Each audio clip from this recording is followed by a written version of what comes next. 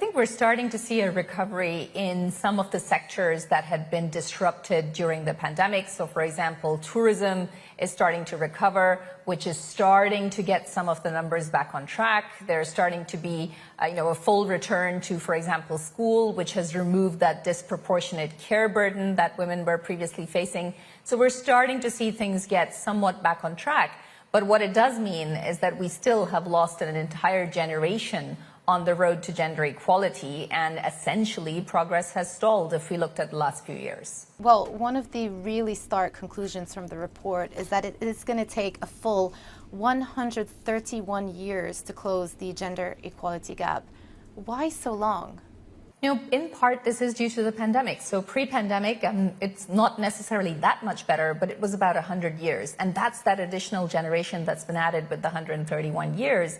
And in part, it's because of the care infrastructure that still doesn't exist in most parts of the world. In part, it is because certain sectors are continuing to remain quite stagnant. And in part, it's because of technology. It's because of what is happening more broadly in labor markets, and roles that women have previously been highly present in are starting to be disrupted.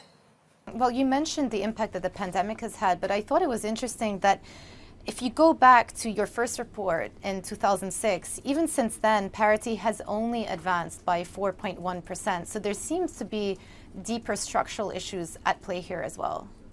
Absolutely. And I think those structural issues relate in part to leadership. So we looked at business leadership, and despite in most of the world, universities having primarily women as the majority of those that are enrolled, when it comes to entry-level positions, it's approximately 45%. When it comes to C-suite positions, we get to about 25%. And that drop to the top is even worse when it comes to STEM and IT-related professions, where by the time you get to the C-suite, that's only about 12% women. What is the recommendation for policymaking? Should governments be thinking about equity and inclusion as part of their policymaking effort? Absolutely. Number one, governments have to invest in a care infrastructure. Number two, both governments and businesses have to focus on STEM education, STEM skills, and STEM careers for women.